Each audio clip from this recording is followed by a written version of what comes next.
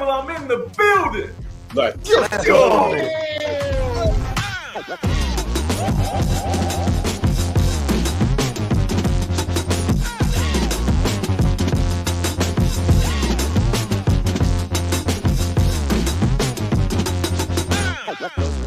Live with the Wolfhard Roar! Let's go. Let's go.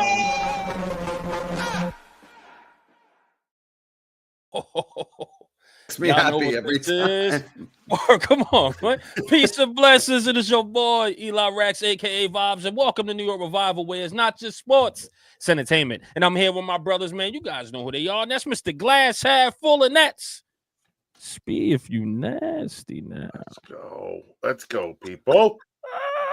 And I'm here with my brother El Jefe, a.k.a. White Jersey, a.k.a. Blue Jersey, a.k.a. No more drones, please, in Jersey. No more drones. Please. Drones, man. What is going on with the world today? Why do we got drones here? But of course, man, shout out to you.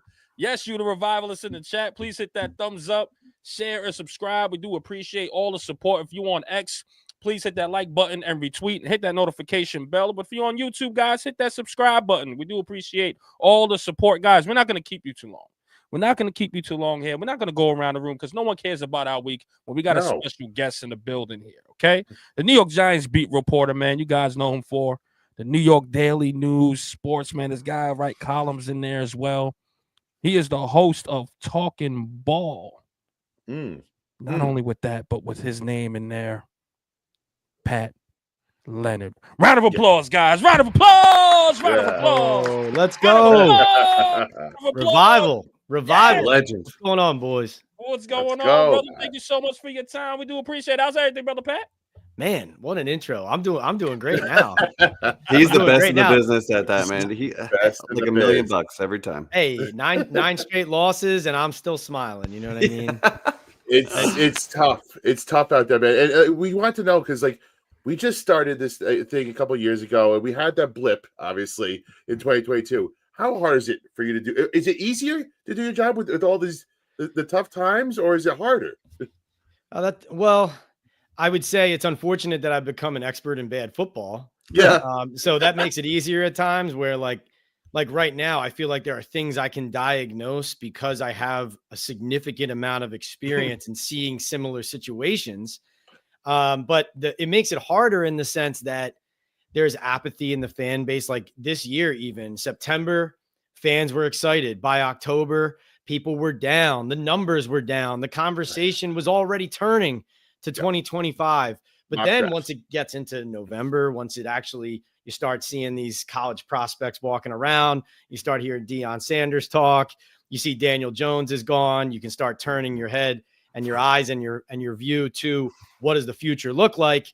People jump back on board. The conversation gets a little bit more interesting, bubbles up to the surface, and you end up obviously with more controversies, but also different layers to discuss. And so I would say it wears on you from 2016 to now. That's when I started covering the Giants. It wears on you now looking back and seeing how long this has been, for large part, so dark for the Giants. And obviously, though, I'd be remiss. I'm not patting myself on the back here, but I feel like in the first several years I covered the team. Yeah, go ahead. I'm gonna do it anyway. Yeah. No, but like in the first several years on the beat, you are looking at it and you're trying to call what you see, and you face a significant amount of pushback, especially from fans of such a proud franchise that at that point the 2 Super Bowls weren't that far in the rearview mirror, right? And now you fast forward 5, 6, 7, 8 years later, and those problems, those like inherent issues that have forced the foundation to crack for the Giants. Now you look back and you see that the signs were there. But for me, I took so much heat and so much pushback on social media that it was, that part of it was the toughest part. I would say there were periods where you're saying to yourself, like, man, is it worth it to keep being critical if people are going to be responding this way? Dude, we that's respect you, man. fair, dude. Yeah. It's totally fair because I probably was like, man, what's this guy's problem? But like, it's a matter of time before the truth comes out. And you were right to be critical. Anybody who is critical should feel justified in a way, and it takes guts to go with your gut and go against the grain. But at the end of the day, like, you want to stand by what you're writing and what you're putting out there, and you're close to the team. If you have a different viewpoint, I think that's good because a bunch of fans have different viewpoints too. So totally agree. And let me say this, Pat, because Yeah. unfortunately, man, when we announced you coming on the show tonight, you had to see the comments and the DMs blowing up for us completely. There's like, why, Pat? But does that bother you being like public enemy number one in the Giants community at this point? Or do you feel like, hey, I'm doing my job and I'm reporting what I feel is true at that point? But does it bother you at this particular moment? That's a good question. I would say there are times and moments where it does. Okay. But in large part, like what you guys were just alluding to about, you know, being close to the team and saying what you feel is true and trying to share people your analysis. What I always try to explain to people is, obviously I've been wrong. I mean, I picked them to win 3 games when they went to the playoffs. I don't know if you guys saw at the time, I put a TikTok video up where I put a clown face on me. And I said, like, here's the guy who picked the Giants to win 3 games. So it's like, yeah, we're going to be wrong sometimes. But usually if I have a very strong opinion about the Giants, being around them every day, having the relationships that I have to build and maintain, I'm saying it with a lot of reporting and information behind it. That's not always going to be like, hey, I can share all of this breaking news or source 5 different things every time I write a column. But I do ask people to try to trust that it's an informed opinion and not just like a by the seat of your pants take. Because it is, but you know, we're in a business of takes too, right? So like, I understand why people say this guy's just popping off. He's anti-Giants, things like that. It bothers me sometimes, but no, I think when I feel like I am calling it correctly, it doesn't cross my mind, because in the end, I think I'm leading people in the right direction, which is what I'm trying to do, is just present accurate information. That's really what I'm trying to do. And when did you start feeling comfortable in your own skin to be able to take the heat that you get? Because like for me, like we just started, like I said, and like we're starting to get the haters now, but like I can't even imagine the level of hate that you get coming your way. When did you start feeling comfortable? Be like, listen, these are my facts, and I feel comfortable with it. Take it or leave it. Ooh, 5 different things just crossed my mind as you were just saying that. There was a moment where I'm trying to tell this story without telling everything about it because it was kind of off the record. There was a moment where I was challenged by an executive in the Giants a few years into covering the team. And when I was challenged and called on the carpet, it's like, okay, I'm catching all the heat from the fans in my mentions. And then I'm also facing it from inside the building, from certain corners of the building where they don't want certain things written. And now here's a principal of the Giants kind of calling me on the carpet face to face and saying, how dare you XYZ? But in that moment, I was so grounded in the truth in that specific argument, in what I was calling out, and the person's, their problem with what I wrote was less about the truth and more about them not wanting to be accountable. And when I had that conversation and I walked away from it, I said, oh, so like some of the pushback I'm going to get is it's not about me, even if the comments are pretty personal and nasty. It's probably coming from a different place. It could be a fan who's angry that the team's losing. It could be someone who found out I'm from Philadelphia a week before and they just assume that I love the Eagles and hate everybody else. You're from where? We got to go. Exactly. Right. You know, yeah, right. But I always tell people a story about that. So I did the Rangers before I did the Giants. Nice. And I covered the Rangers for 5 years. And honestly, I root for the Rangers now because I loved a lot of the guys I covered. And, you know, it was a lot of fun. And I have a lot of ties to them still. And there was this moment I'll never forget. So I went to Notre Dame, covered Notre Dame football as a student. So I kind of practiced covering the team you're rooting for. You know what I mean? To the point where you're now just covering them like another team. So being from Philly, I'd always been a Flyers fan, but now I'm covering them as a Rangers. I'm 3 years in. They're playing the Flyers in the playoffs. I'm not feeling anything in any of these arenas anymore, which is kind of can be the drawback of this business. Yeah. So after the game, I'm doing TV in the stands for SNY in Philadelphia after Rangers win over the Flyers, and I have a blue button-down shirt and a red tie on. And I got these drunk Flyers fans in the suites who were there like 30 minutes after, MFing me, screaming at me, pretending they're going to throw stuff at me. Go back to New York. Go back to New York, you a-hole, screaming at me. And I'm standing there just laughing, thinking, I got New York fans on me for what I'm saying about the Rangers. I got Philly fans who don't know I'm from Philly telling me to go back to New York. And in our business, it usually, if everyone's shouting at you from all sides, it means that you're in the middle. If that makes sense. Yeah, Right, that makes right. sense. That makes total sense. But let me ask you this, Pat, because of course, man, you cover the New York Giants, and boy, a lot of people probably predicted this season, but I don't think it'll look this bad. But I got a question for you. Obviously, everyone wants to know, man. Just give us your opinion on a percentage of who you think will come back as far as Brian Daboll or Joe Shane, or do you think that both would stay or both don't come back? But just give us your opinion on a percentage you think these guys will stay with the organization coming in next year. Okay. I'm not going to start with exact percentages. I'll get there, but I'm not dodging your question. Okay. So I would start it with this. Like the Giants, the one thing they are or have been since I've been around for the most part, the worst at is, and you guys have said this, and it's self-evaluation, right? Mm-hmm. They don't properly judge what they are and who they are year to year. Joe Shane in his most recent press conference, he was finally admitting, coming out of their first season, they essentially misevaluated who they were, and they thought that they could win in that second season. And that's something we've seen recur with a lot of these different regimes that have blown up right after it felt like they were getting off to a good start. I preface it with that to say, I don't understand how anyone, forget Joe Shane and Brian Daboll as specific people, if this season and what's happened this season doesn't get a regime fired, I don't know what does. I feel like the mismanagement of it, the way that they didn't build the roster correctly. I saw a stat today that they've had 7 different starting offensive lines this season. They had 10 last year. And that was a historically bad offensive line last year. So you're telling me the Giants will have played they've played 34 games by the end of this season, and they will have started at a minimum 17 different offensive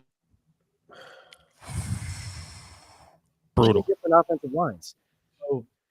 So that's just one microcosm example of, I feel like the conversation about time that is deserved here, and we're just getting started in a process. I think that is changing the conversation from what the reality has been in the runway that Shane and Daboll have had to build this to a certain spot at this point. My answer to your question is, now no one is, I'll be totally honest with you guys. I've spent the last 4 weeks waking up the day after the game expecting a text or a phone call that firings. Not because and to all the fans out there who think that I'm, anti-Giants, whatever, not because I want it to happen, because I think it's going to happen. I believe it's going to happen, and I'm surprised it hasn't in season. The Washington game in week 2, remember when I asked Daboll after that loss, they fall to 0-2, and they had the whole crazy snafu with the kickers. Yep. When I asked him after that game if he was worried about his job security, and he obviously had steam coming out of his ears, the reason I asked that was not to gaslight him. It was because I had heard before the season that if they started 0-4, 0-5, and had like a crazy train wreck of a start, that he might get fired right out of the gate. So that's why I asked him that, because I had heard that reliably from 2-3 different places. Ooh. Now, he beat the Browns. When he beat the Browns, and Neighbors scored twice, I think, in that game, they win that game, kind of let the air out of that kind of pressure balloon of, oh my goodness, is this going to happen now? To this point we're at now, where I feel like this is running its course. And I think that I would put a percentage at, I don't think Brian Daboll is back. 100% would not be fair that he's going to get fired, but I would say, I don't know, 70% at the moment that he would get fired. And I would say Shane would be, I think he should be right there with him. This depends on what John Mara thinks. Did John Mara, these are facts that we don't know. And, I'd be curious to know what you guys think actually happened here.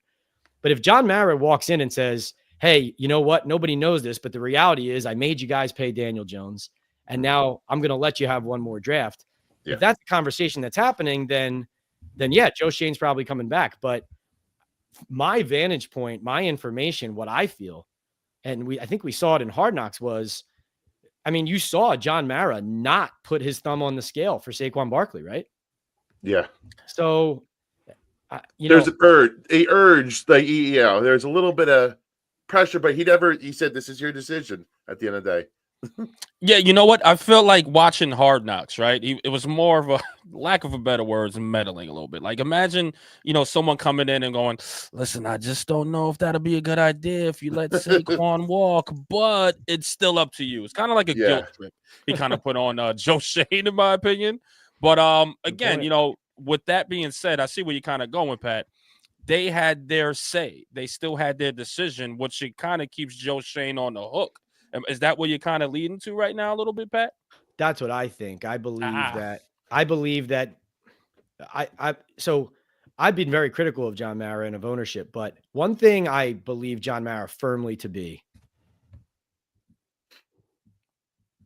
is I believe John Mara is honest. I think when he talks to us at these owners meetings, when he talks to us before the season, before training camp, when he makes these statements like he did about no firings during the season, leaves the door open to after the season, I think he's telling us exactly what's on his mind at that point. And one thing he's been very loud about, especially when we were in Orlando talking to him, he's been adamant that with Shane and Daboll, he has worked very hard to hire people who came from outside the Giants. Mm-hmm. And in reaction to our coverage and the fan base's recognition and conversation about how much of a family business this is and how many people have their hands in it, too many cooks in the kitchen. Yep. I really believe this has been his most diligent effort to let them be autonomous as a general manager and coach. And so I think very firmly that Joe Shane and Brian Daboll have run this operation with less interference than previous regimes, which is why Shane is still on the hook. So I guess my answer would be Daboll 70%, Shane. I would put him right there, both 70%. Yeah. That makes sense. You know what's funny? I'm sorry. I'm going to say this too. I would give him a little bit more as far as Joe Shane, because you looked at the past couple of drafts that he had, and I think we broke this down. Like I said, I repeat this over and over. Forgive me, guys. I apologize. But those last two drafts with Kayvon Thibodeau, the Evan Neals of the world, you look at them, you go, man, they look like busts right now. And then you look at this year's draft, and you're like, man, all right, he hit on Tyrone Tracy and maybe a couple other people, Theo Johnson maybe, but still it's just like up in the air. So I think I'll put a little bit more blame on Joe Shane at this point, and I'd give it about 90%. I'm not going to lie there. What do you think with that percentage there? I think it should be. I mean, I wrote a story about a month ago or so where I've been doing a lot of observation, reporting, having conversations about. So you know how Howie Roseman in Philadelphia essentially is like a baseball general manager, where Nick Sirianni's the coach, but everybody knows who runs the team. Mm-hmm. Yeah, that's what the Giants are with Shane. Like, and listen, it can work. I'm not saying it can't work, but when we talk about your mic just doesn't want you to continue. They got us hacked, man. They got us hacked. I'm sorry about that. Don't worry. When you talk about where culpability and blame and accountability should fall and where it lies, it's unavoidable to group Shane in with Daboll if you're going to make firings and make changes, because he starting from the beginning of their regime, which something that people didn't know, like Shane was sitting in there with Dable making the game day roster. And again, he deserves credit therefore for that playoff team, right? Getting there, like he deserves the credit and the blame where both fall. But like I've seen him at multiple times, and I've heard multiple occasions, he's in the locker room talking to players. He is in all of the meetings, like the Monday morning film sessions with the coaches and the players. Joe Shane is in there watching film with the team. And now there are some teams where that happens with, there's some that it doesn't. But my point is his hands are in everything. Yeah. There is no part of this operation that you can look at and say Shane has nothing to do with it. The one that you could point to is last year, the dysfunction of the coaching staff. You remember I reported Shane jumped on the headsets for 4 games to monitor Dable's interactions with his staff. That was a demonstration of something that he wasn't touching that he decided he needed to. But by and large, he's involved in everything. And that's why it's a tough debate. Are they a package deal? John Mara said himself that he doesn't consider them necessarily to be one. I mean, what do you guys think? Because we all know that the Giants really ideally in their minds don't want to make a change. And they tore up all their processes for this general manager and for this front office. And so you can see their back of their mind rash. But it's also look at the results, look at the process, look at the failure of their drafts. I'm wondering what you guys think. I think they were hoping for like 3 to 4 wins. I think that the 2 wins is such a when Mara came out and said, I don't anticipate changes, like he left it open for, hey, if we win 2 wins, if we have 2 wins or less, so I think, he hates being embarrassed. He's seeing an empty stadium after empty stadium, banners flying through the air. And I think his mind is changing now in real time. And it's not the Joe Judge kind of change where it's like he saw something and he embarrassed himself in the press conference and that was easy to It's just it feels like they're losing this team. They're losing any kind of momentum they had. Well, all the momentum is gone from 2022. But it feels like he's going to do something rash again, and I'm a bit worried about it. Because there's no slam dunk GM out there or head coach out there. So there's that, and they want continuity. So we're just stuck in the middle, man. This is what we said. We wanted to lose like this. We wanted the quarterback, right. But with that came this shit show. So it's so rough right now. It's amazing. They that first year they fully expected and anticipated to be terrible and to be in the position they're in now. Screwed them. Yeah. Yep. And so yeah. Okay, again, I'm sorry, Pat. Go ahead. No. Go ahead. I was gonna say, Hef, please, man. You give your thoughts of what Pat actually is there, man, before I can kind of to your point before, it seemed like Mara had a good process last time around, like hiring from outside. You're getting these guys to come in together, hiring them at once. They're from the same organization that had success, so they're gonna come on, be on the same page with everything. But I think it's easier to get rid of a head coach and refill that than it is to go GM, because that's like just a full house cleaning. It's everything under him is gone. So like at some point, Shane is gonna go into survivor mode and be like, I don't know if I'm getting another chance at this job. I might have to fire my buddy just to squeak out another year or 2 here. And that sucks. Like that's a shitty position to be in. But if Mara did, force the Daniel Jones thing on him and they have some kind of agreement, then Mara put himself in this position. But even if he did kind of like force that deal to happen, there were still 100 things Shane could have done better, even though that was a huge, ripple effect from there. And definitely, a lot of things happened because of that. There was still a lot of better draft picks that could have been made, or free agent signings, or whatever that could have happened. And Giants could have easily been in a better position than where we are now. So I think he will cut Dable if he has to. But I'm afraid that Mara is going to stay the course because he's loyal to a fault, and he'd rather not fire everybody. And they'll make excuses for why they can bounce back. But when you're talking about having a rookie quarterback and then restarting at with the brass at the top, it's just the shit show continues. It's just you can just see the writing on the wall already. Can we talk about this draft pick real quick? Because I want to. We talked about this guy a lot over here in this podcast, Kayvon Thibodeau. He comes in, and he had the 11.5 sacks last year. They kind of felt empty. We kind of like talked to ourselves into it, like, hey, it's 11.5 sacks, whatever. Like, and he just goes invisible for so long stretches. We want to know, and if you hear about this, what's the feeling in the building about Kayvon, who is outspoken, it seems like he wants to be a leader, but the production just doesn't seem there. What's the thoughts in the building about this guy? Do they love him? Do they dislike him? Want to ship him out? I think the scouting reports on him coming out of the draft, it turns out, were dead on. So what I mean by that is he's a guy with talent. He can make some big splash plays and he can, set an edge.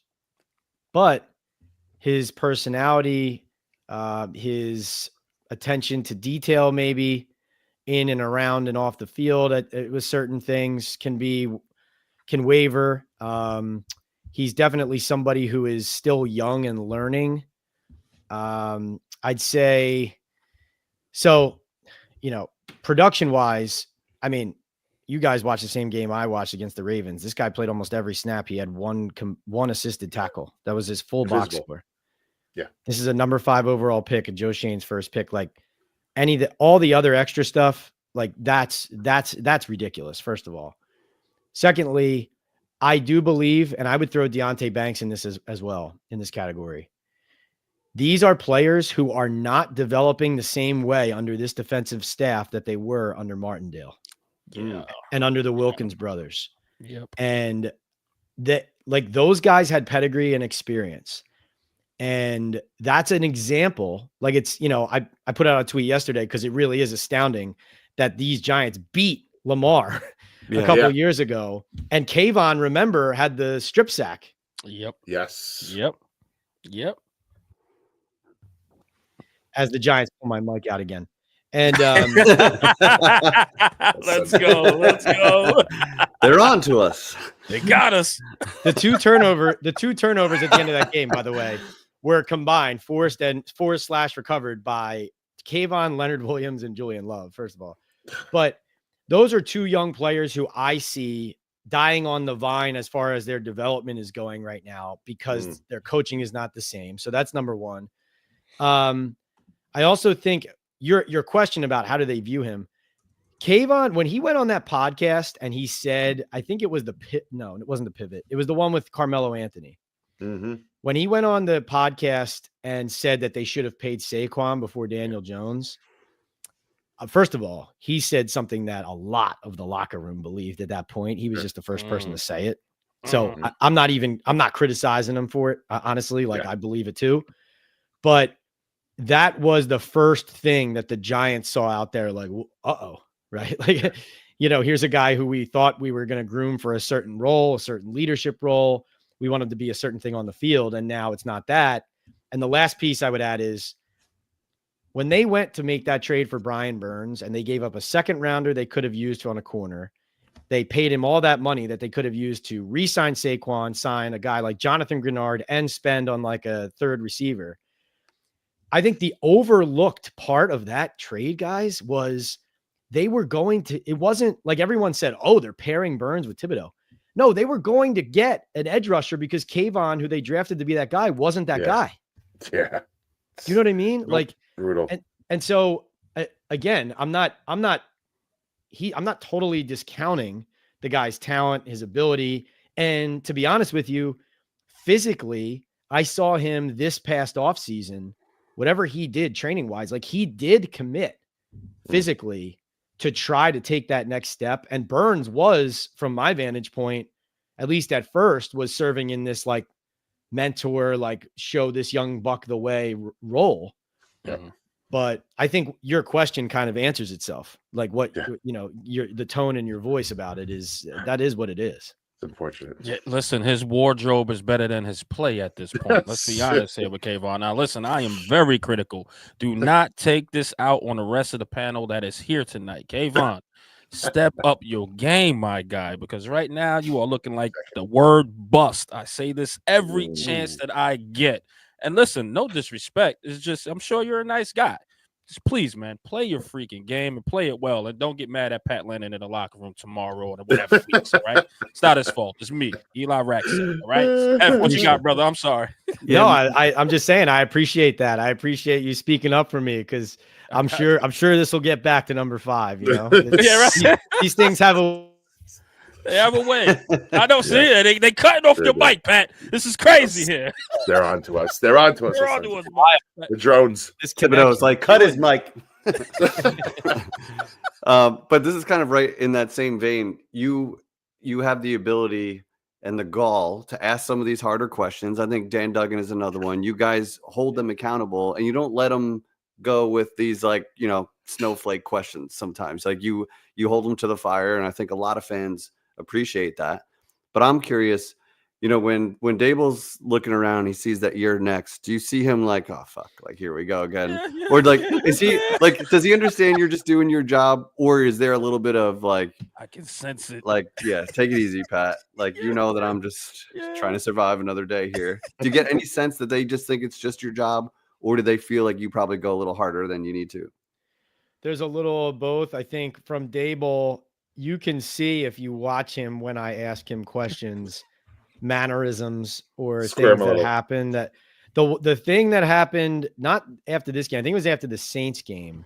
I asked him back-to-back questions at the end of the press conference about the plane, the first plane. Obviously, we have to now, write down which one. We have to talk about which week it was. Right? Yeah.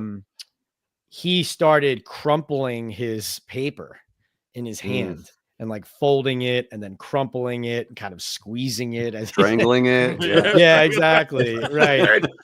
And I'm like, he's looking me in the eyes and he's like destroying this stat sheet right now. Like, I don't know if someone told him that this is a coping mechanism or like, what it is, but it's working right now, Brian. Yeah. And the funny thing about it is I firmly believe he is trying very hard not to do the Joe Judge. Yeah. Right. Right. Like, I think he knows that as much as, even if there's times where if he feels like he's not liking the question I'm asking, or he's not liking that it's me asking it, he knows that if he were to erupt, it would only, fuel the fire and make it worse. Absolutely. But Hefe, I appreciate you saying that about me. I agree with you on Dan as well.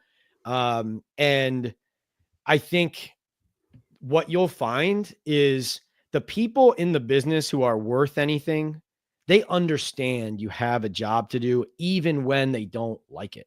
And so from my vantage point, the important thing for me as the reporter who's in the locker room or at the press conference, the important thing is when you ask questions like that, or you write certain things that I write critically, the most important thing in this business is to show up the next day. That's the thing I'm most proud of. Is it's not just asking those questions. It's then being in the locker room the next day, so that if, I don't know, pick somebody. If Tommy DeVito doesn't like something I said about him, he can walk right up to me, or if I go up to his locker on a Thursday, he'll say, "What the hell was that about with you writing this or whatever?" And so then we can have a conversation. He might tell me to go F myself, or he might say, "That wasn't fair. This play call was this, and you said I did this, but it wasn't my fault. And I'm not going to tell you who it was, but it wasn't me." And then sometimes there's, corrections to be made or written into future stories to correct myself. And sometimes I'm wrong, but that's the accountability part. Right. And this is what I like about you, Pat. Like, you understand, like, all right, if I said something wrong, I could go in there and I can apologize about it. Not only that, though, I just want to give you a round of applause, man, because I don't think people give you enough credit for what you're doing on the beat. Asking those hard-hitting questions, the stuff that fans want to know. And a lot of other fans will say, well, Pat asks all these questions. Oh, he's a this, he's a that. But he's asking the questions that the fans really want to know the answer to. Guys, he's fighting for you guys. So, in other words, I just want to thank you, Pat, man, just for being that. But before we get back to some questions, I know, Pat, you got to go. Forgive me. We kept you longer than scheduled, but we just got a couple of more, if that's okay, brother. But no, you know what? Super chat. I got a little extra time here. We're fine. Let's keep going. And I feel bad about this microphone keeps going out, even though it's giant security. It's not your fault. Yeah, it's not your fault. It's giant, man. We get it. We get it. The Giants and these drones, man. They got to figure this out. But of course, man, let's get to the super chats. Hef, what you got, man? Yeah, your mic is clearly tapped over there. Something's going on. Thank you, Peter. You can't allow lame duck GM to choose a quarterback. If he's fired Mm. afterwards, what if the next GM doesn't like the quarterback? Exactly right. And you've seen that. And what's your thoughts on this, Pat? You think? Well, I guess it's a two-part question I have. Are they operating under like the status quo that they're doing the same things they were doing last year? Are they going scouting, acting like their job is safe and going to do their thing? And do you get the feeling they're going to take the quarterback here? They desperately need one, so I do think they will if this regime is around. Yes. Yeah. I do think that it was a little bit odd, like how public it was that, hey, we're still out on the road around Thanksgiving. And, people started asking that question about like, well, they wouldn't be on the road still if they were just going to get fired. No, like they're doing their jobs. I mean, Joe Shane has a job. He's going to do it until they tell him he doesn't have it. But yes, they're, all over the QBs. I mean, I don't know what you guys think should happen there. Like if you have the number one pick, see, the thing is, I'm telling you guys something, you don't want to force a position at number one if you're not in love with that player and the quarterback you like more could be there at 3 or whatever. But I don't know, is trading down a couple spots and getting Cam Ward because you kind of quietly, sneakily like him more than Shador, and the Raiders are going to take Shador first.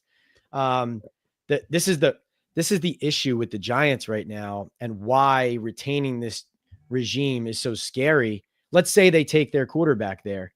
My goodness, they have so many damn holes on the roster on both sides of the ball that what is this young man, whoever it is, walking into as far as a structure and a support system? There's just not enough. That's why starting fresh makes sense, because not restarting the clock. Like if Brian Daboll and Joe Shane get a new quarterback and then they're still at a point where they need 2 more years to build the roster that could compete and go, let's say 500. Like, what are we doing? Yeah. I mean, like, I don't know. It's, you said it perfectly earlier. They're just in this horrible middle ground. Yeah. Where it feels like no matter which way they step, there could be quick step. Yeah, because it's very rare for a rookie to come in and light the league on fire. That's the exception way more than the rule. So that quarterback's coming into a situation where the coach and GM are immediately on the hot seat. Like that's an extra pressure for a kid in the New York market. And then it just sets him up for failure because then he's going to have a new system in year 2 or 3 already. So it's just, like you said, the roster's in rough shape. But the Giants fans, it's so hard to keep preaching patience to a fan base that's just gotten the shit kicked out of them for the last 13 years. And not only that, that too, but you have the roster doesn't look like they're playing hard enough. Like the fundamentals just aren't there. The penalties is just high. The play calling is vanilla. Like I understand if you have play calling and the penalties were down and it just looks like a disciplined team, then you could go, man, there is a future here. They just need a couple of more pieces and maybe something can happen.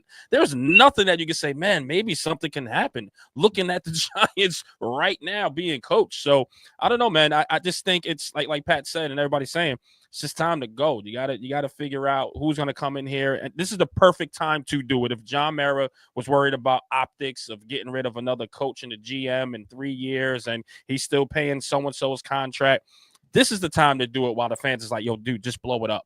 Just blow it up and figure this thing out and find someone ASAP at this point.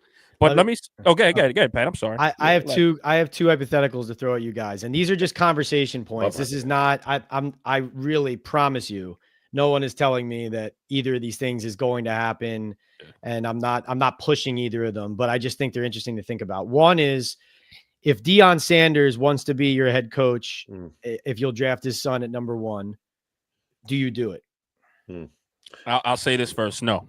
And the reason why I say no, I mean, I understand he can coach his son, he can guide his son, but when something is that forced on you, forced on a franchise, I'm good, man. I just think that's just, again, it'll work on a college level, but on a professional level, I think that just brings terrible optics. That just brings a different type of atmosphere into a locker room. I wouldn't do it. And is he gonna be subjective? Is he gonna be like? Is he gonna? If he's coming with Shador?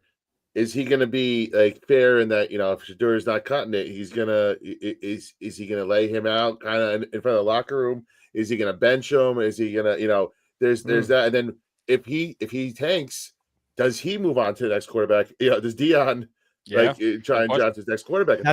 Those are great points. Those are great points. I would, all that said, I still do it in a heartbeat. Because I mean, you're talking about a guy that players absolutely love him. You're talking about a guy that I think he wouldn't be a coordinator, right? He'd be focused on the team. Culture. And I think bring Pat Shermer with him. Considering why not? Considering what we've seen for the last decade plus, this would bring so much excitement and potential, and it would be the least John Mara thing in the world. So I'm here for it. Interesting. Yeah, that's an interesting conversation piece because I mean we've already seen. I kind of wrote for the Daily News today, like this Dion being connected to this top prospect, his son. These next few months are going to be wild. And I'm not saying he's going to be the next coach of the Giants, but I'm just saying we've already seen him responding to rumors about where he wants to play on social media. It's only going to get louder.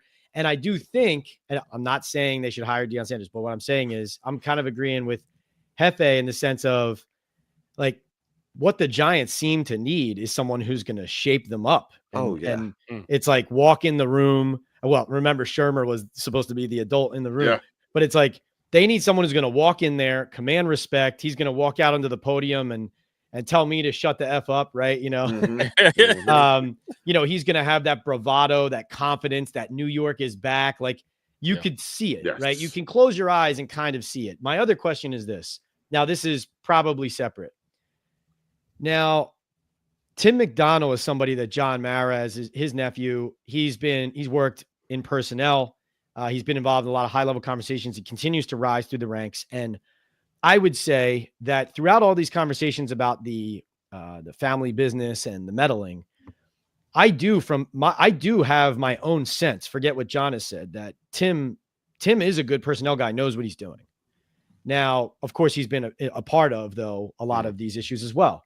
My question to you is, like, if they were to blow this up and none of these GMs out there, you're not feeling it, would you want or be interested in seeing the Maras just lean all the way in and giving Tim a shot and saying he's developed, he's groomed, he's learned from X, Y, and Z. He's worked at all these different college programs. He's worked here in the NFL for this amount of years. And we're going to pair him with, I don't know, maybe him and Mike Vrabel instead of a John Robinson and go and just say, listen, Mara family, everyone's telling you now to sell the team. John's got no reason not to like go to his ace in the hole. Or does that scare you to death? Scared. Scared. I really think fans would walk away from the they'd burn it down. They would pick a new team. I swear there's a section of there's fans too much hate. Yeah, there's too much hate right now. And Mara is too like self-conscious of what's going on out there. I don't think he'd be able to handle it. Like the family wouldn't be able to handle it. It'd all crumble. I don't think he wants any piece of that, man. No, and I agree. And I'll back it up with you guys a little bit. But the one thing that the fans are actually screaming about is, man, your family's in this way, and he drafts and gives his suggestions in this way. So just imagine they just take it all over. Like the fans would be like, nah, man, because who's going to hold who accountable?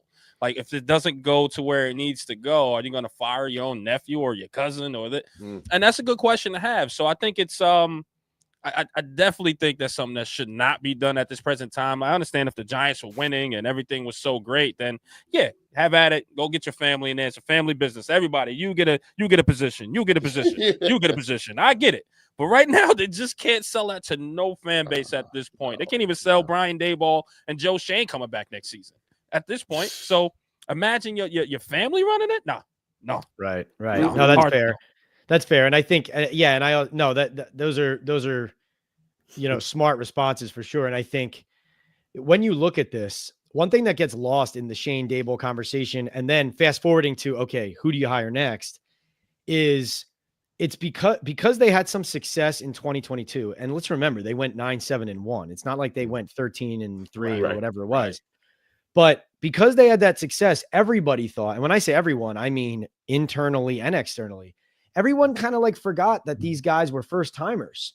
And yeah, you're right. You know, and I don't even say that in a judgmental way. I'm saying that in like we didn't know what Joe Shane was. He was a blank slate, a blank canvas. So was Brian Daboll as head coach, GM, respectively. So what they did in year one, that the painting started there. But now after 3 years, these 3 years is who they are right now as executives. And so to me, when you talk about retaining them, I view that as weakness from the Giants, because you're essentially saying you're okay with what they've shown you they are, which is this. But you're right. I don't know who said it. Maybe if it was Vibes or Hefe or one of you guys said that, you know, the candidate pool, it's very murky at the general manager level right now. I know Borgonzi from the Chiefs is a guy. His name has kept coming up over these cycles. Hasn't gotten a sniff.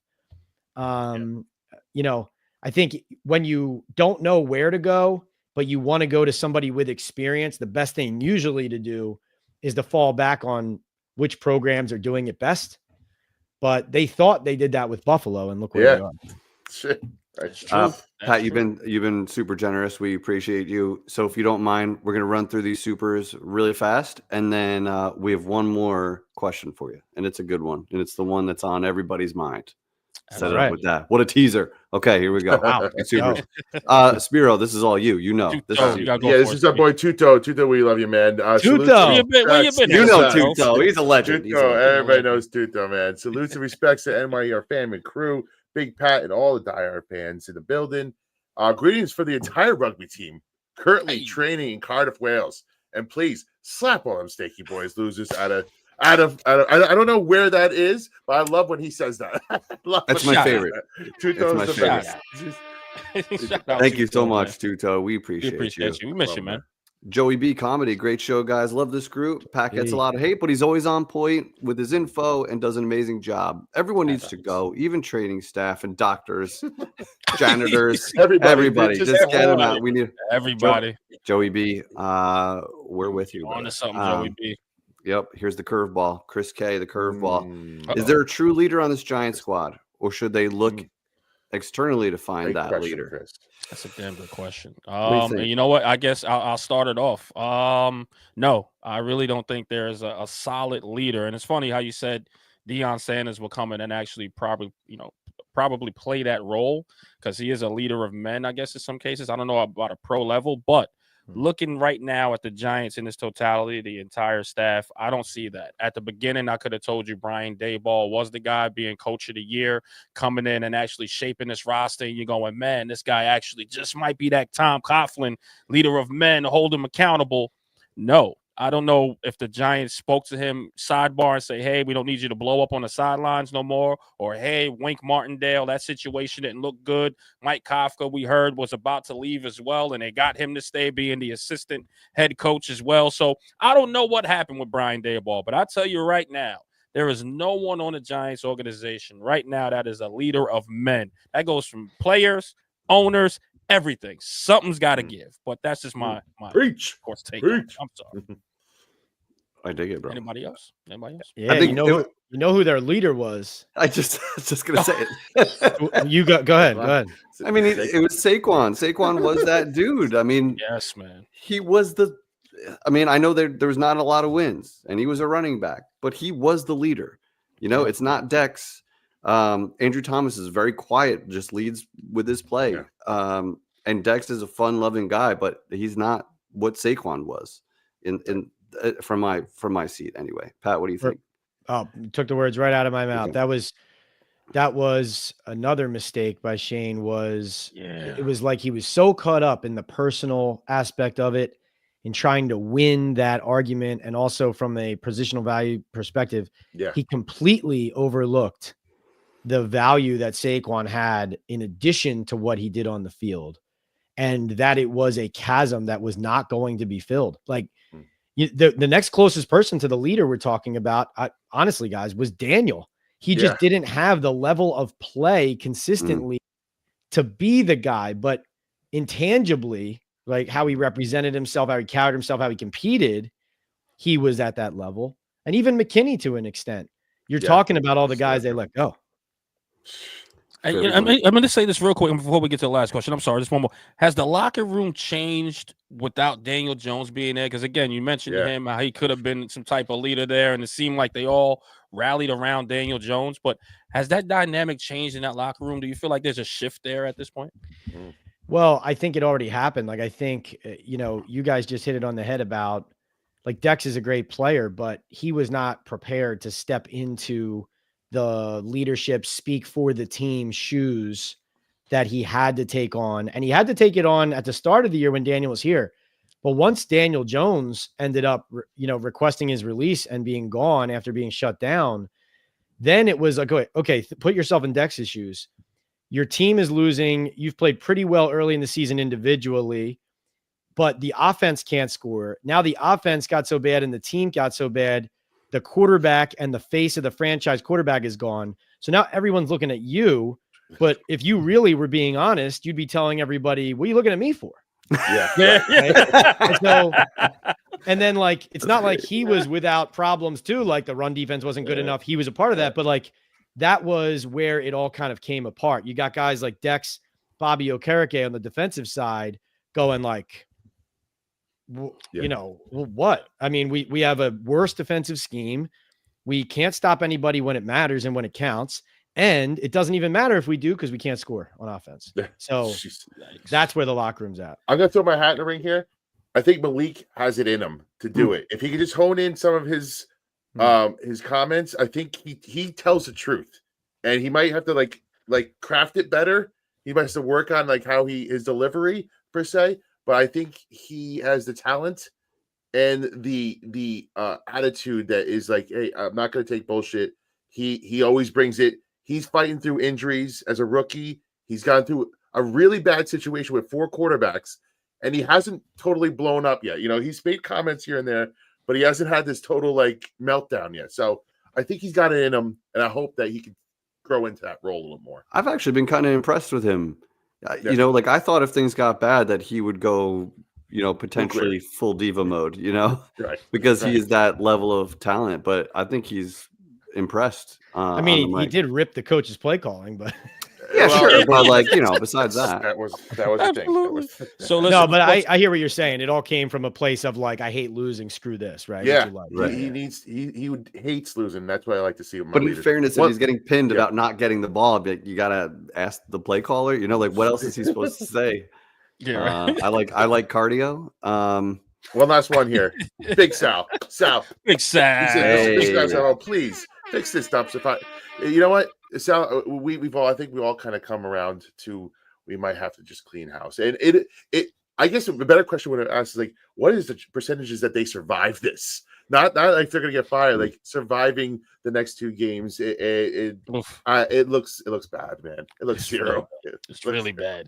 But let me say this, guys. Shout out to the 436 people who are watching live with us. Thank you so much. We would not do this without you guys. We can't do this without you guys. We want to get great guests on like Pat Leonard, man. So please, if you're on YouTube, hit that thumbs up. Don't forget, if you're on X, we see the comments coming in more and more from X. So we just want to say thank you so much for the people that are supporting. We see the jokes out there, guys. We see the jokes. So keep them on coming, right. Man. Shout out to Michelle Nicole, who's just tapping in with us. So we do appreciate it. Great joke, by the way. But of course, man, we got one more last question for Pat Leonard, guys, and we up out of here. Who's gonna set this up, guys? Eli, you're the man. You're the leader. Eli, just come on. This bothers me to no end. All right, but this is what actually any truth, man, and the Giants actually reaching out to some of the reporters and some of the content creators of. I was wondering if this was coming. Don't burn your own bridge here, but just what can you tell us? Have you gone through? It sounds like you've gone through something like this before. I got something to say, and Pat, I'm not going to say it when you're here. I'm going to wait till you're gone. I have something to say. Okay, cool. Say no more. But I'll let you answer that question first. Is there any validity that you feel is to it? And if so, just give us a small opinion on what you feel. Is your question, has that happened to me, or is your question? Well, it's twofold. Yeah. Do you think it's happening? Is it the ESPN now said it? We have a content creator that has said it, and have you felt this pressure?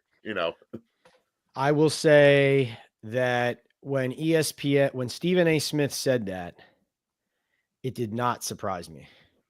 Mm. That had happened, that he was saying it had happened. I was told after Stephen A said that the Giants did not reach out to ESPN in that moment. I saw that reported in some other places. I frankly, in that situation, you have certain people telling you it didn't happen, but when you hear how it was described and how it was received, it's not a shock to hear it described that way. I think that people who work for these teams in public relations are in a tough spot because they're protecting millionaires and billionaires.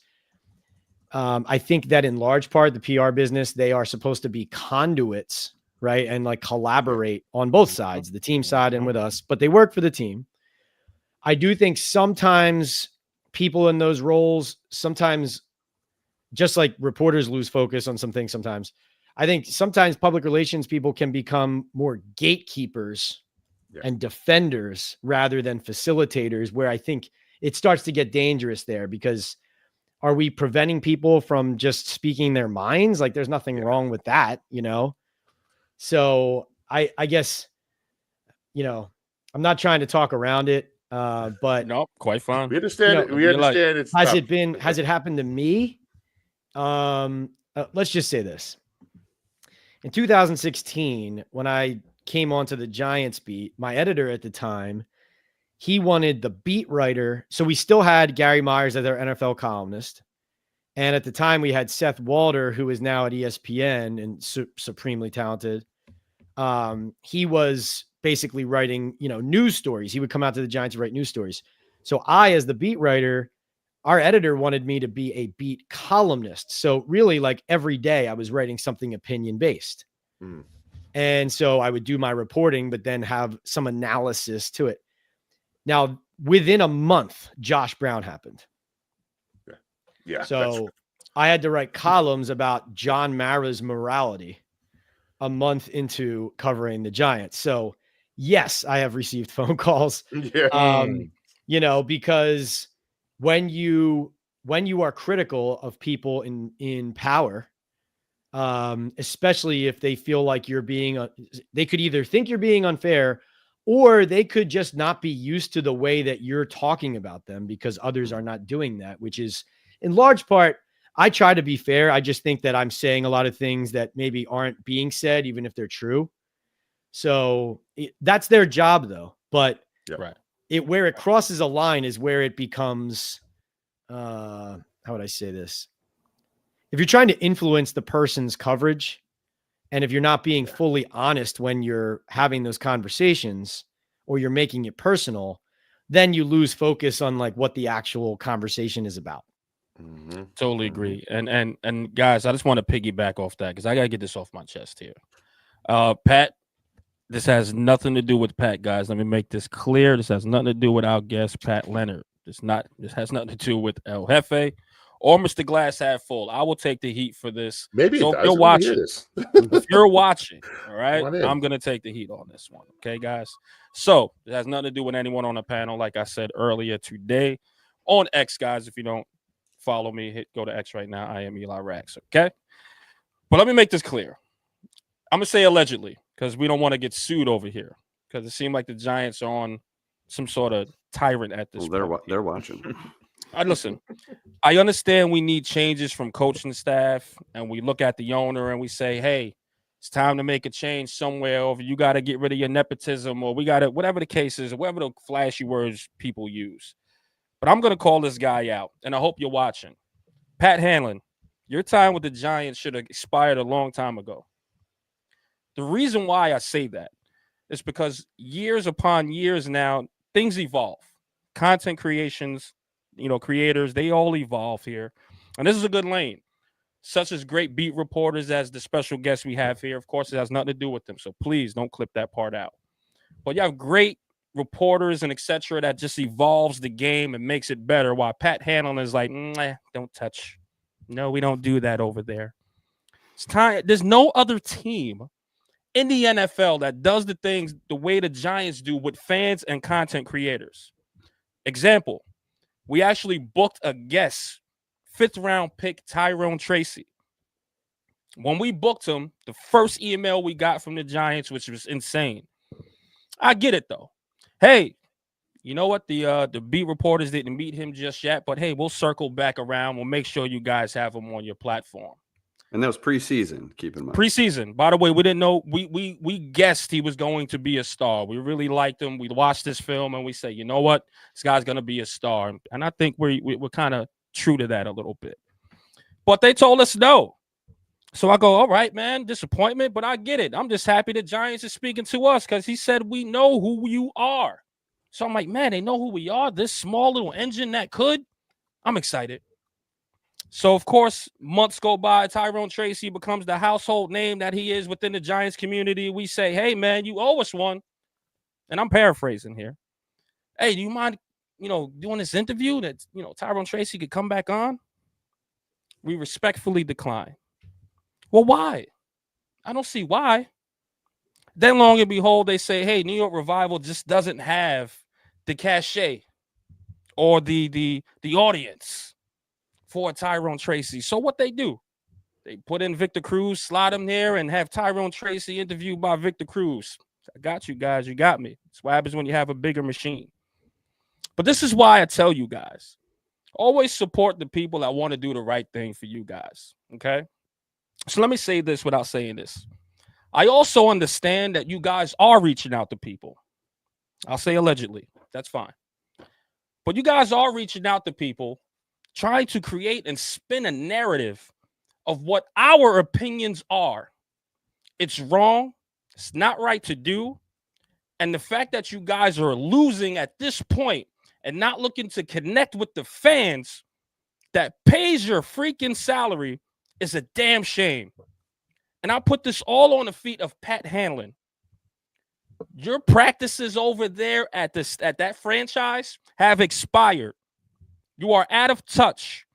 You don't know what growth is at this point. You are stuck with whatever era you're in, you're stuck in there. It is time for you to step aside and give it to someone that's deserving and will understand the growth of the business around them as far as content created and beat writing.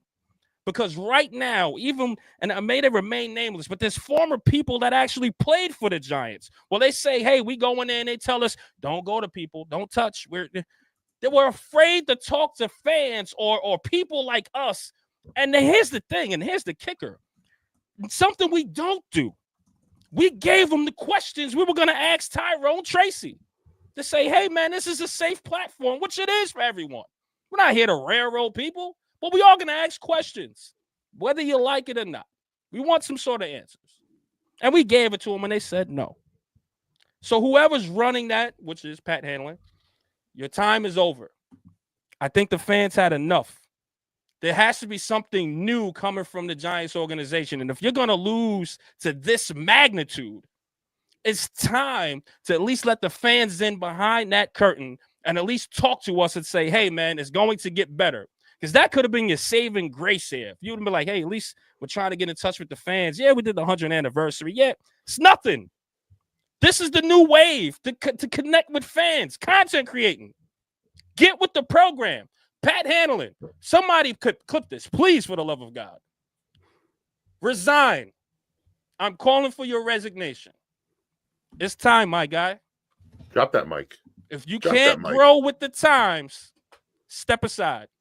Give a young pup a shot that knows this, because you're the only organization in the NFL that does this to these fans. And that's all I got to say. Forgive me. No, and this is no one on the panel. This is just me, by the way. Just want to make that clear. I apologize. Hey, you feel better? Take that breath, buddy. Therapy. I feel good now. I feel good. That's been bothering him for 3.5 months. It has. I've been tight-lipped around this, but now when the phone calls and the emails start coming out of what we gotta say, no one's gonna stop my freedom of speech here, Giants. No one. Y'all stink. Y'all stink. You've been stinking for the past few years. You gave us nothing to cheer about, but we still over there talking about you guys like you're relevant. You're not. You might as well be the Cleveland freaking Browns of this modern era. You might as well. But we still go out there and say we're Giants fans and we support you. We got to cover this team. Every week it's a struggle on how we're going to cover you guys. And how we're going to say, hey, man, they suck a little less or they suck a little more. It's a struggle. You give Pat us knows about nothing to this. talk about. So if you understand, like, are we making something off you guys? No. This is hard to do. That's all I had to say. I'm sorry. My apologies. This is no shape or form from Pat Leonard, guys. Please don't. I mean- I said you could leave, man. I said you could get out of here before I got paid. You did say that. You did say sorry. He that. gave you. I'm He sorry, gave you out. Pat, aren't you glad you had a sorry. front row seat for that? So that- I'll say I've had I don't know if I've ever had a rant like that. Yeah, that came from deep down under right there. Yeah, I had to, man. And again, it's allegedly. No. Don't sue me. It's allegedly. No, and You here's what I would say is the person and the people you're talking about, like these are all professionals, good people, hardworking people who've done a lot and had a lot of experience. And I think the important thing in any business, in our business especially, it's all a relationship business. So everybody treating everyone on every side professionally and not taking it personally is usually the most constructive and best way to go. It's to build bridges, not tear them down. And so that's, I would say in my career, the one thing I don't understand is anyone who reacts to me being critical to tell me I'm being negative. When somebody tells me that something that I said was critical is negative, it makes me feel like they're not actually hearing what I'm saying. And they're more focused on the way they think I'm saying it. I do think what I've noticed, especially since joining this like regular podcast space and interacting more with Giants fans and great creators and content creators like yourselves, is all of the angst and frustration or excitement. It's all coming from the same passionate place, whether it's somebody who's telling me I have caterpillars on my face because I have thick eyebrows, and I didn't even notice it. That never crossed my mind. Oh yeah. Oh no, that's one of my friends and like my brother. Like they laughed hysterically one day. Some guy didn't like a column that I wrote, and he was like, "Get those caterpillars off your face," and they were like dying laughing. I'm like, I'm glad you think this is funny. Yeah, right. But like those personal attacks and shots that you get, or all the frustration, or if you run into, and forget the Giants for a second, but like there's other teams in the NFL where I've had run-ins like that, where it's like, well, wait, what? You're preventing this, you're doing this, whatever. And I think all of the frustration or those moments, it all comes from people's passion. Like people who work for the teams are passionate about their team. People who cheer for the teams are passionate about their team. People who create content like yourselves and also our fans you guys are the most passionate people that I run into. The people who are not only spending their time and money on rooting for the team, but also have dove and, full head first in to creating the best content they can to, inform people about the team, keep the conversation going, create a common area for people to share that passion and to talk about it. And so that's what I notice is there's like a lot of emotion tied to sports, so it always helps when you catch those pushbacks from people to try to remember it's not personal, even if it feels like it, And the Giants have an opportunity, if it's Pat Hanlon or whoever else, to do the exact opposite of what they're doing. And like, not necessarily right now in the state of this season, but lean into the content creators who spend all their time and are helping feed the fan base with information and entertainment and whatever it is. Like you could give, the 10 biggest Giants shows a suite for one game a year and show them that you appreciate how much passion they have for the Giants. They're doing the opposite of that. They're stiff arming them and telling them what to post and what not to post. So I just think like it's a complete missed opportunity for people who like we are fans. A lot of people do this for free. Like they just love the team. They're that passionate. Oh no, we don't do this for free, man. I check my taxes. It's a lot of money we pay for this thing. That's right. I'm sorry. For sure. Well, no, and also to be honest too, in the business too, like when I started talking ball, one thing you run into is right now, as I feel like and like what you guys are doing, it's like there's a real opportunity to carve out a significant niche of like, there's so many people who want the type of platform and conversations and like real genuine conversation that we're having. Right. And then you want to bring in more reputable guests. You want to have players on because, you've built this brand. The problem is all the teams and the leagues. And so forget the Giants in the NFL. You could go to NBA, MLB, whatever. They're all trying to house the media and control it and disseminate it themselves. Right. They want to, like you said, they want to have the player on their show, not your show. And so that's something that, even though as a reporter or working for the Daily News or whatever, it's like you have certain media requests you put in and certain processes behind it. I run into the same things, just in my daily life. Again, just ignore the Giants about it, but just like other, it could be the NFL. It could be off-season stuff related to the draft. It could just be regular agents and PR people where everybody is trying to create. When I mean everybody, I mean the agencies, the teams, the leagues. They all want everything under their own umbrella, and they want everyone on their channel or their website or their YouTube. Yep. The only way to do it is to focus really hard on doing your thing. And that's what I find is like you guys are unique, Yes, there are other people talking Giants, but you're talking it in your own way. You're producing unique and entertaining content. I can't even go on a rant like Vibes just did. You know what I mean? So we all do something uniquely different and entertaining and productive. And that's what I found is like try to lean into what you do best. What do you mean? You don't do sketches? Everybody's like, hold on. Right. At the end of the day, listen, the Giants way is dead. The old way of thinking and what worked in the 80s and 90s doesn't work anymore. It's time for a change. I think that's what like Eli's trying to get at here. We need to change, and we need it's got to come from within. It's got to start at the top. And this whole like mindset of we do things a certain way. We're a classy franchise, this and that. Now we have to change because what we've been doing hasn't worked for over a decade now. It's time to reinvent ourselves and work with the fans, work with the columnists and the beat writers that, and not be this, institution that you think you are, because it's not working anymore. Giants way is dead. We need something new. And Pat, keep pressing on, keep pushing. Because, I was negative about you for a while. And then I realized it's like, listen, no, this guy's just doing his job. This guy is doing his job, and he's out there. And like you said, you have your facts and you believe in them.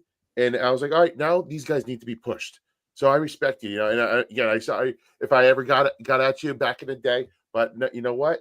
He's like, I checked. Right? He's like, listen, he stayed consistent. And that's what I love about Pat. He's never wavered from he never gone pro Giants this and then no, he stayed consistent to what he's always been, and I respect that about you. So shout out to you, Pat. Thank you. And let me say this too about Pat too before we get him out of here. But Pat, I think it was guys, correct me if I'm wrong, or Pat, correct me if I'm wrong here. I think he was like the first one to say the Giants have Kadarius Toney on the trading block, and everyone like threw freaking tomatoes at him. Oh, he sucks. He doesn't know. And I was like, man, Pat's what is going on? I was like, what is going on here? I was like, man, I wonder if he. Listen, even I didn't believe Pat. I was like, nah, I don't think so. Shane tried to embarrass me in a press conference over that. And come to find out what happened. And now, I was the first one to put that tweet out. I was the first one to put the tweet out. I said, yo, y'all owe Pat Leonard an apology. Hands down. I was the first one to put that out. I didn't get good feedback from it, but that wasn't the point. I'm just like, yo, if y'all can't humble yourself and swallow your pride now and say, yo, Pat's the truth. Like, he's the truth, man. Like, that's I don't know what to tell y'all anymore, but that should tell you right there, that then and there, that Kadarius Toney, that okay, Pat's the truth. Leave Pat alone. He gonna figure this out for us. Leave Pat alone. So Pat, kudos to you, man. Just keep bringing the heat, man. We love it. Keep bringing the heat, man.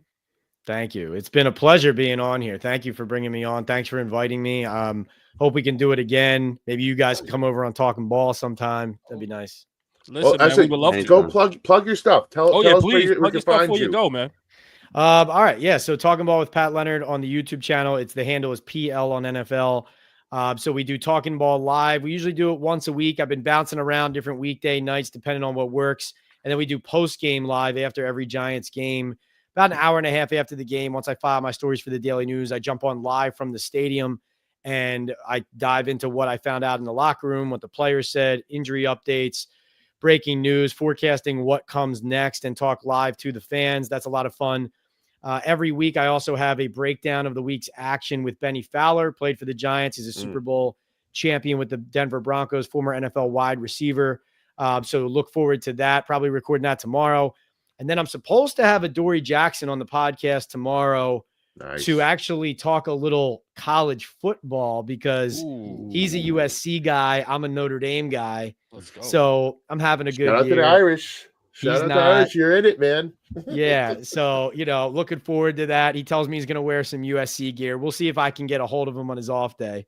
Very nice. But have a lot more fun stuff coming on Talking Ball. Some new big announcements about what's coming during the playoffs after the season, things like that. And obviously, you can find me at the Daily News, New York Daily News, nydailynews.com. Awesome, Pat. Thank you so much, man. We do appreciate you. Listen, Mika says, Shukasa, whenever you're ready, brother. Yes. This platform is yours. Everyone that comes on here. So thank you so much, Pat. We do appreciate your time, brother. And let us know. We'll jump on yours, man. Please. It'll be an honor. It'll be an honor, for real. I will, boys. Let me say this before Pat goes. The expressions of views of Eli and New York Revival, he doesn't agree. Ours It's just it. The fine print. The fine print is important to that. Yes, got it. It's very important. Dude, when Eli was in the middle of that rant, I looked at Pat and I just thought of Homer Simpson like fading back into the If there were any bushes behind me, I would have. I know. I was like, man, I gave him the fair warning, but here it goes. Well, yes, it wasn't Pat, all right? But thank you so much, man. Pat Leonard, you guys know where to find him at, man. And, of course, great work as always. And we'll see you on the next one, brother. Thank you so much. Take care. Thank you. Later, Pat. Later, brother. What a show. Good man. Great. Good Pat, man. if you went backstage, brother, hang tight. If you got some time, just 5 minutes. Eli, the guy we asked for 15 minutes. Yes. I know, but I figured to give him an extra 5. That this to piece him off properly. But shout out to the 496 people in the building today. We appreciate you guys so much for this. Thank you so much. What a rant! What a show! Can I get some wind down music? Because I need it, man. I'm still charged up. I just gotta get this out. I just gotta get this out. What team is this? No, this is well, it's actually the Colorado Buffaloes. What high school JV lacrosse team is this about? Colorado Buffaloes. I'm talking about the Heisman Trophy winner, Travis Hunter. Travis Hunter. We got a message for you. Get out. Run. Get out. Run. Get out. Run. You know they just found her OnlyFans today. Run. They found out she had an OnlyFans. That's crazy.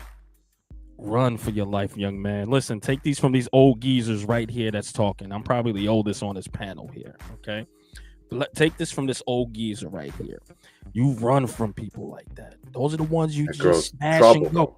Smash and go. You don't put the ring on. Smash and go.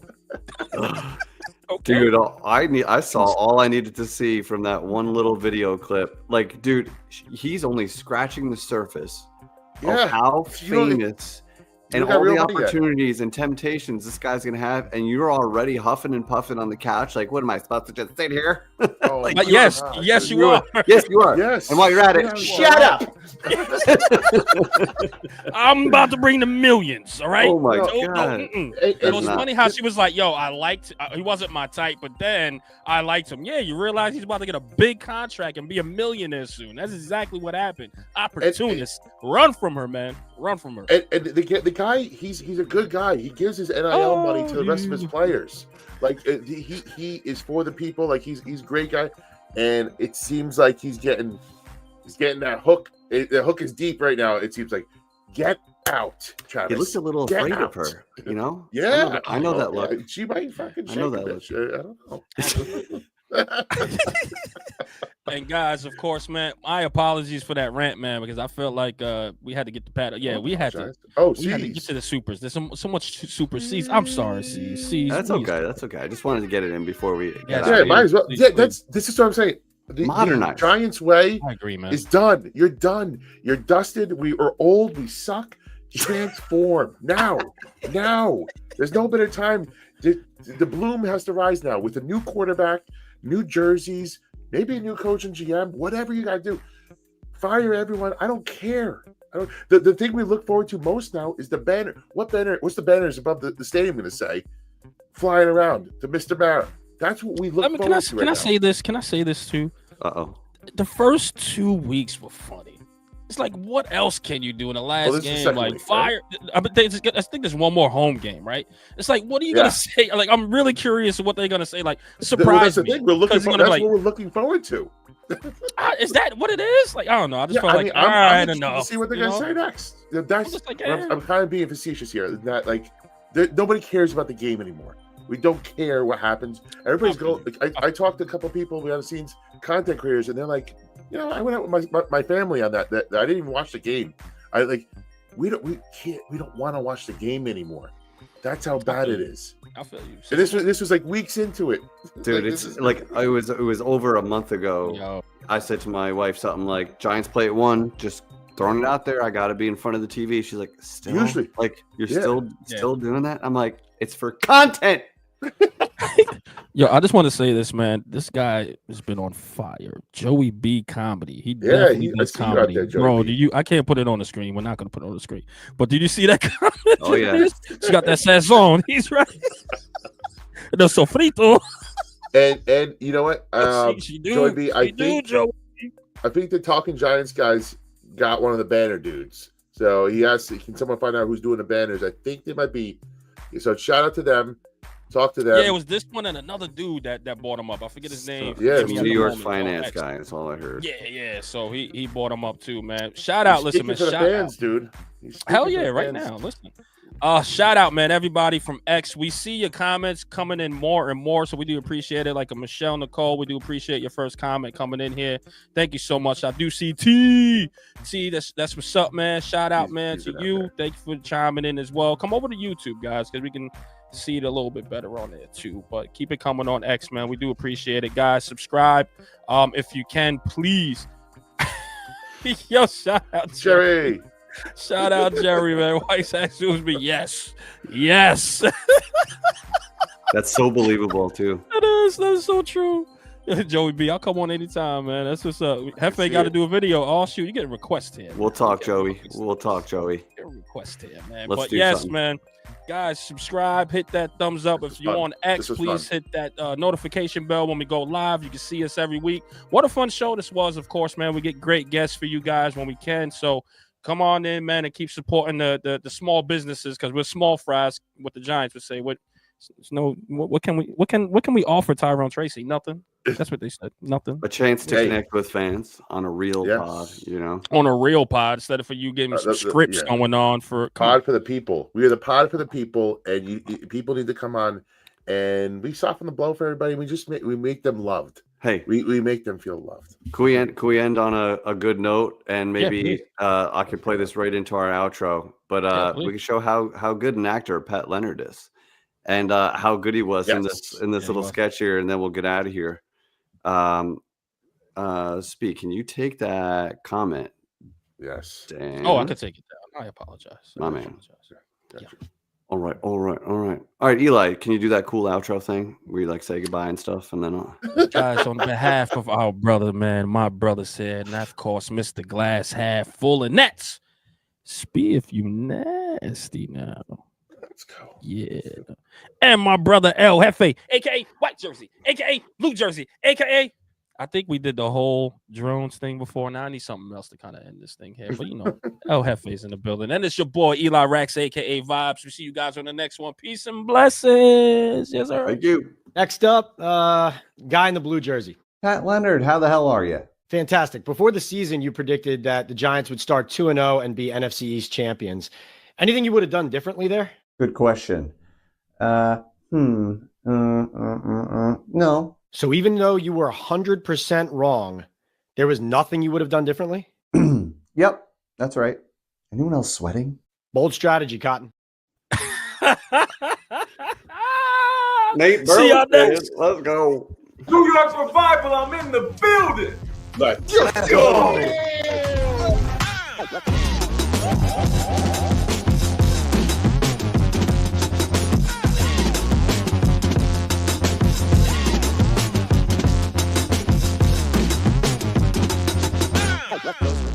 Live with the Woodward Roar! Let's go.